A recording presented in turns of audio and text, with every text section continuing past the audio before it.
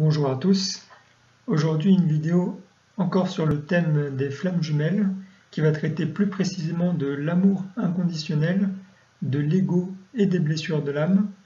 Donc même avertissement que la dernière fois, cette vidéo concerne également tout le monde, donc même si vous n'êtes pas flamme jumelle, vous pouvez rester jusqu'à la fin.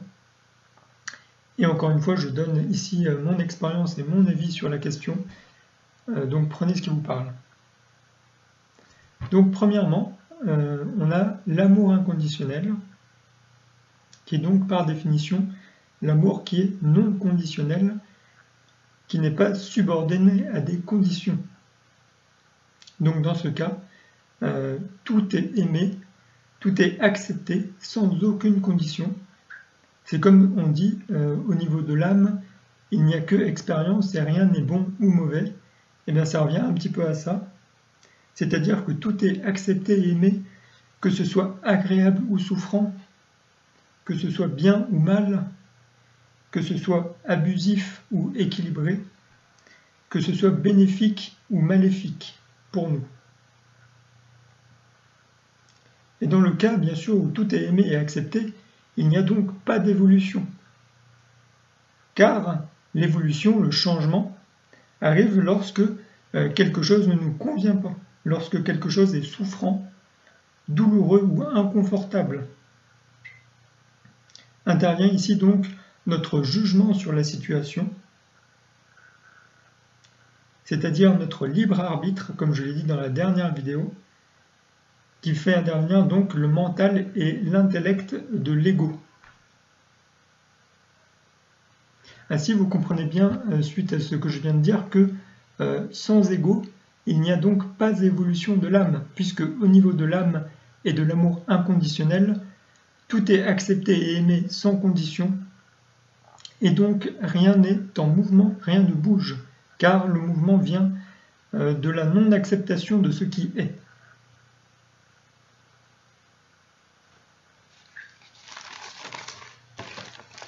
Ainsi, c'est donc bien l'ego et le mental, en déterminant que les situations sont bonnes ou mauvaises, agréables ou souffrantes, anormales ou normales, qui nous fait évoluer en voulant changer les mauvaises situations ou les situations que l'on juge comme telles. Car lorsque tout va bien, que l'on est heureux et épanoui, il n'y a donc aucune raison de changer. Au contraire, on souhaite rester dans cet état de béatitude et de bonheur. Voilà.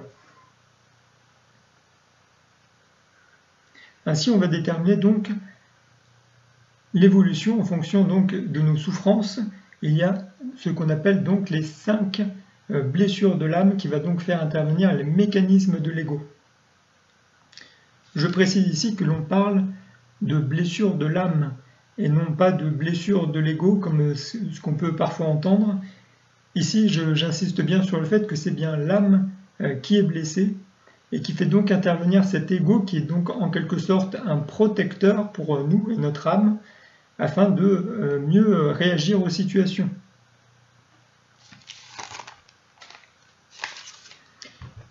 Il y a donc 5 blessures de l'âme que je vais décrire successivement pour vous préciser les notions. Donc la première blessure de l'âme, c'est la blessure de l'abandon. Et donc la blessure de l'abandon, qu'est-ce que c'est? C'est le fait d'être abandonné ou de se sentir abandonné. Dans ce cas, il y a une distanciation entre deux personnes ou entre une personne et une situation. C'est la notion de ne pas avoir le droit d'exister. Et l'abandon est à relier à la fuite, car lors d'une fuite, il y a distanciation de deux personnes. Ensuite vient la blessure de rejet. Donc l'abandon et le rejet qui sont les deux blessures principales. Donc la blessure de rejet, c'est le fait d'être rejeté ou de se sentir rejeté. Et dans ce cas-là, il n'y a pas de distanciation dans le rejet. Le rejet, c'est la non-acceptation de soi par les autres en totalité. C'est-à-dire, en fait, il va y avoir des parcelles de nous-mêmes qui ne vont pas être acceptées. Et donc le rejet, c'est relié au contrôle. C'est-à-dire en fait que vous n'êtes pas accepté intégralement et on va vouloir changer en vous ce qui ne nous convient pas, en quelque sorte. Et donc ici, il faut bien différencier l'abandon et le rejet, dans lequel il y a souvent des confusions. C'est que l'abandon, il y a distanciation, c'est une fuite, on vous accepte en tant que tel, mais on ne veut pas être avec vous.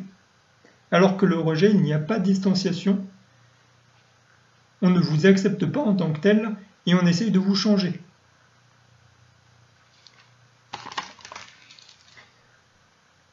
Ensuite, il y a donc la trahison. Donc la trahison, c'est le fait d'avoir été trahi ou de s'être senti trahi. Donc ici, plusieurs exemples. Ça peut être par exemple le mensonge, le fait de ne pas dire toute la vérité ou la vérité tout simplement, le fait par exemple de ne pas venir au rendez-vous alors qu'on avait fixé un rendez-vous. C'est à relier au camouflage, au fait de ne pas vouloir se dévoiler. Il y a ici un manque d'authenticité, c'est le fait de ne pas tout dire à l'autre personne. Et donc en face, on va avoir l'humiliation. L'humiliation, c'est le fait d'avoir été humilié ou de s'être senti humilié. Donc ici, c'est à relier au rabaissement, au découragement, aux insultes. C'est le fait de ne pas prendre en compte la valeur de l'autre.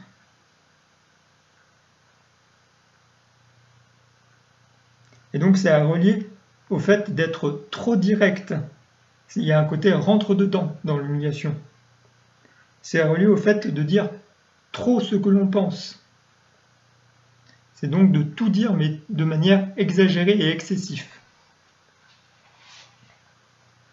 Il y a donc ici, encore une fois, une opposition entre la trahison et l'humiliation, où dans un cas, on dit pas assez, où on veut cacher des choses, et dans l'autre cas, où on dit trop.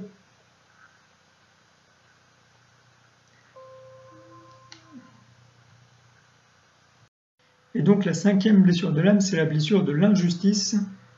C'est donc le fait d'avoir vécu des situations injustes ou ressenties comme telles. Donc c'est par exemple lorsque dans une certaine situation entre plusieurs personnes, il y a un manque d'équilibre, un manque d'impartialité. C'est la mise de priorité sur les autres plutôt que nous. Ou inversement, ça peut être, c'est une blessure d'injustice.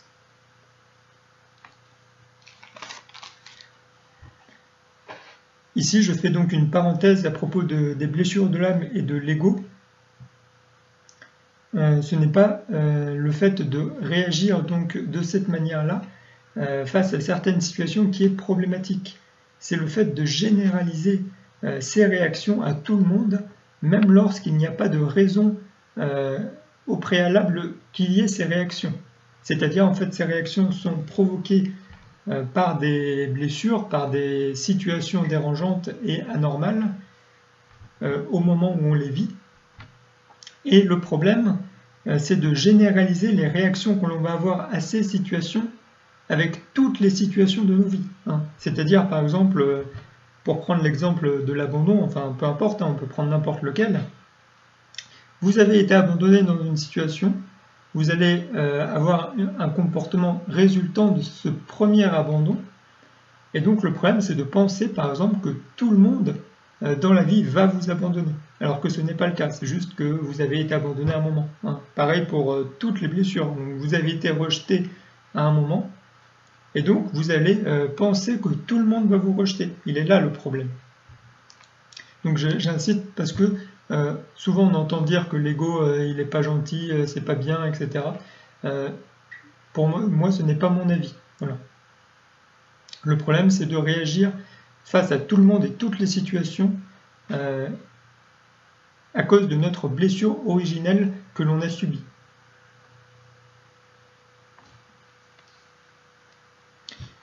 Donc ici, nous avons deux polarités, comme ce que je l'ai dit, le masculin et le féminin, et les deux polarités vont se dessiner en fonction de ces 5 blessures de l'âme. Il va y avoir deux manières de fonctionnement qui vont être prédominants, hein, et qui vont se dessiner au regard de ce que les personnes auront vécu. Donc d'un côté, nous allons avoir le masculin qui va avoir principalement les blessures de rejet et d'humiliation.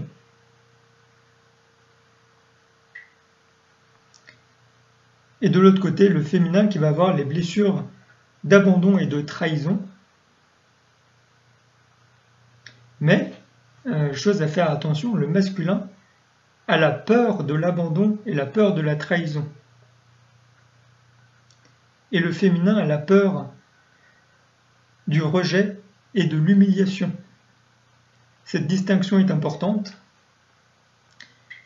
car dans le cas du masculin par exemple, le masculin aura donc vécu et subi principalement les blessures de rejet et d'humiliation, c'est-à-dire que dans sa vie et dans son enfance principalement, jusqu'à ce qu'il s'en rende compte, il aura subi donc le rejet et l'humiliation, qui est donc à relier, comme je l'ai dit, au contrôle et au fait d'avoir été diminué,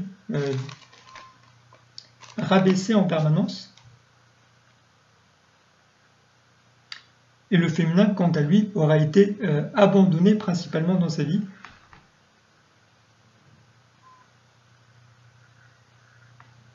Et aura été donc trahi.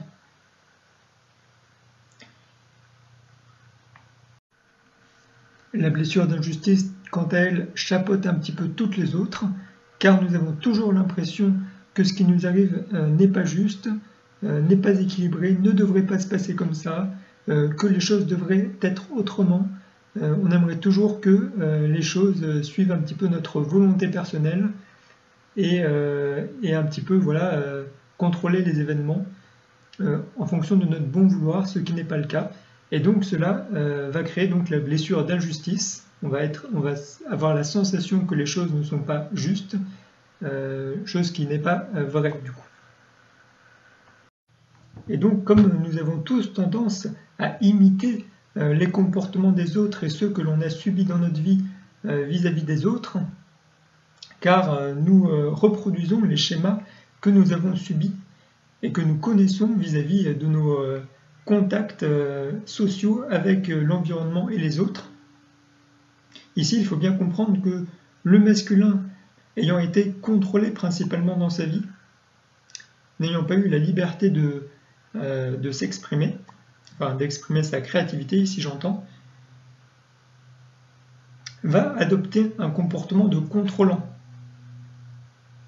Et inversement, le féminin ayant été abandonné beaucoup dans sa vie, ou ayant ressenti beaucoup la blessure d'abandon, peu importe, va adopter un comportement de fuyant.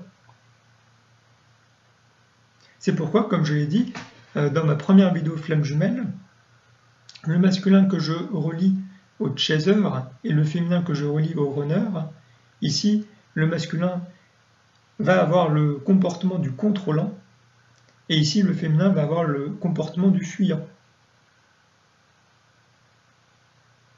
Ainsi, le masculin aura tendance à vouloir contrôler le féminin, le chaser aura tendance donc à vouloir contrôler le runner, et donc le runner en réponse va avoir tendance donc à fuir le chaser, ou le féminin va avoir tendance à fuir le masculin.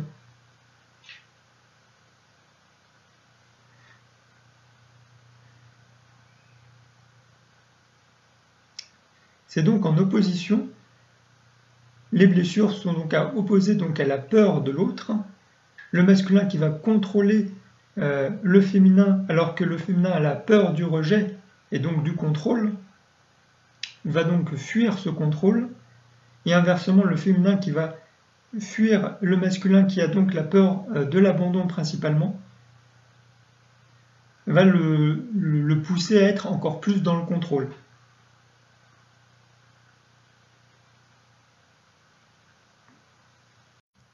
Donc on peut dire la même chose pour les blessures plus secondaires que sont l'humiliation et la trahison. Ici, le masculin qui aura subi principalement l'humiliation aura tendance à rabaisser le féminin, qui n'aimera pas être abaissé, qui va donc fuir face à ça, ou même trahir, c'est-à-dire pas dire la vérité. Et donc le féminin, qui aura été beaucoup trahi dans sa vie, aura tendance à trahir, c'est-à-dire à contourner un petit peu les situations, à ne pas dire la vérité, à se cacher vis-à-vis du masculin. Et qui lui donc a la peur de la trahison, qui va le pousser à être encore plus dans le contrôle et encore plus dans le fait de dire ses souffrances vis-à-vis de l'autre. Ici donc le masculin doit principalement travailler le rejet et l'humiliation afin de s'équilibrer et de cesser de contrôler et d'humilier l'autre. Et le féminin doit principalement travailler l'abandon et la trahison en priorité, afin de cesser de fuir et de se cacher vis-à-vis de l'autre.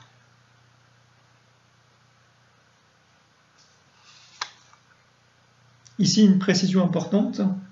Comme je l'ai dit au début de cette vidéo, l'ego est moteur d'évolution, car sans ego, pas d'évolution de l'âme. Le but ici, donc, n'est pas de ne plus contrôler ou de ne plus fuir vis-à-vis des personnes ou des situations, mais de le faire uniquement lorsque c'est nécessaire. Il ne faut pas réagir donc lorsque cela ne le nécessite pas, lorsqu'il n'y a pas de danger. Le but est également d'équilibrer ces polarités, c'est-à-dire de ne pas être que dans le contrôle vis-à-vis des situations, ou d'être que dans la fuite vis-à-vis des situations.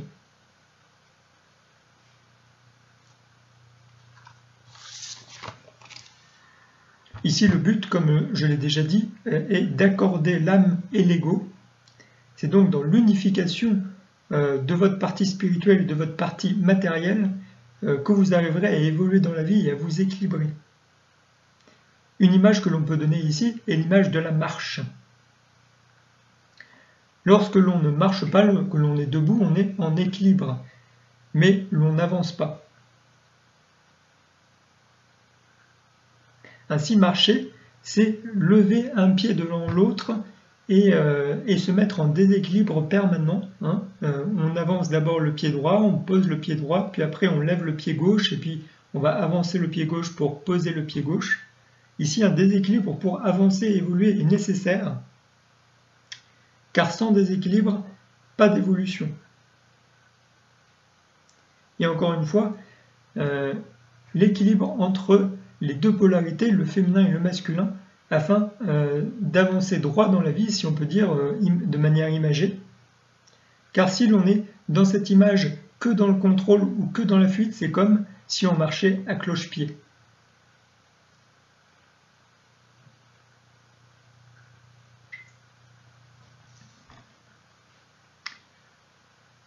Donc voilà, une dernière notion que je voulais aborder ici dans cette vidéo avec vous est la notion de miroir ou de miroir inversé, dont on entend beaucoup parler dans les milieux spirituels et notamment Flammes Jumelles, et dans lesquels je trouve qu'il y a beaucoup de confusion encore une fois.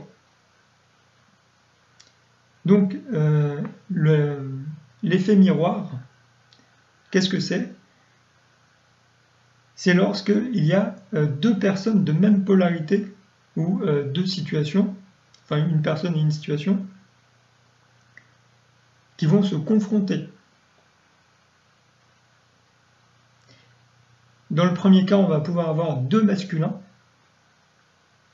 et donc ici va se mettre en place une certaine jauge de contrôle, c'est-à-dire que c'est celui qui sera le plus fort, ou celui qui aura le plus grand pouvoir sur la situation en particulier, qui va donc remporter la victoire.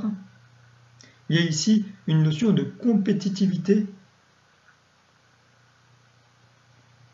Et donc celui qui remporte la victoire entraîne la défaite de l'autre ou la fuite de l'autre.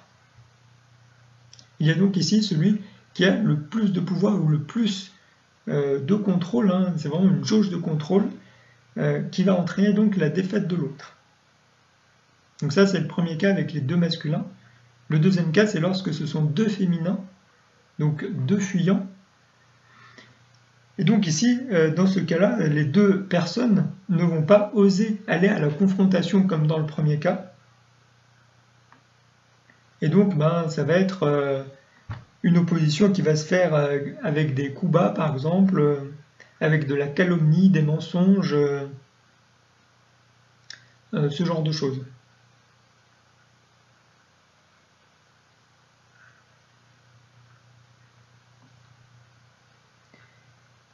Donc ça, c'est l'effet miroir. Et deuxièmement, on va avoir l'effet miroir inversé. Hein.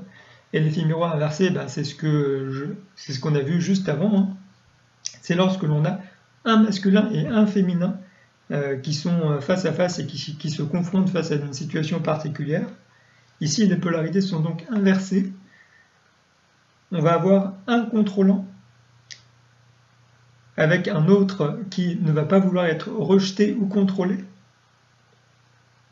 Et on va avoir un fuyant avec l'autre qui ne veut pas être abandonné. Et donc ici, c'est bien ce schéma de miroir inversé que l'on observe dans la relation flamme jumelle, mais pas que dans la relation flamme jumelle, dans beaucoup de situations, que je vous invite à analyser par vous-même.